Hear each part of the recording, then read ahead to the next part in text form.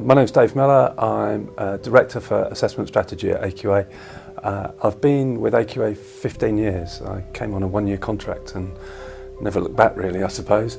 We are the largest of the unitary awarding bodies, so the largest awarding body in terms of general qualifications, so that's GCSEs and A-levels. I think 5 years ago we had a view that on-screen tests was the way to go. Technology was becoming more and more prevalent in schools. The use of computers was becoming ubiquitous. There's some real opportunities here now, and the opportunities are twofold, I think.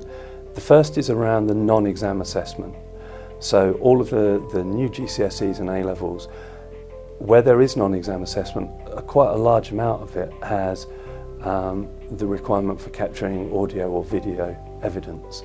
We're really keen to support teachers in conducting and recording their speaking tests, and one of the areas where we are exploring with our digital partner BTL is looking to use an online assessment platform whereby teachers can access each student's entry record online and then use the technology to actually record the speaking test within this platform.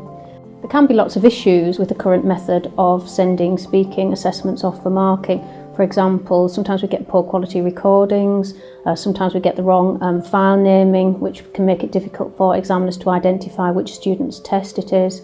Sometimes the CDs or memory sticks go missing in the post, which again is a great area of concern for us. Another advantage is that all of the students' details are already in the online platform because it's linked to AQA's entry systems. So if there are late entries, amendments to entries, then that can quite easily be accommodated. And when a teacher's ready to conduct a speaking test for an individual student, they can just access that student's record within the software and then get ready to do the recording.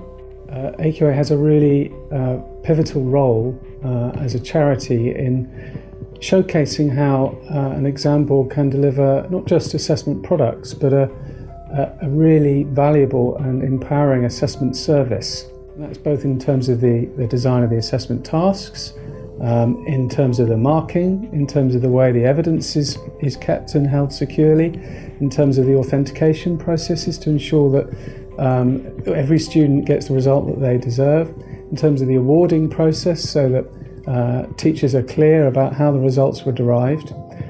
So an assessment service for me is about transparency, it's about quality in terms of the assessment design and the marking, and above all it's about securing teachers' trust in the results and students' trust in the results that they get. And then the second thing is the idea of students being able to sit a normal question paper, a written paper, but instead of writing their answers up, they capture them on their devices, a tablet or a laptop, and they're allowed to do that. So I think that pressure will drive things. More often than not, what you're assessing is people's research skills. Can they find the information out that they need?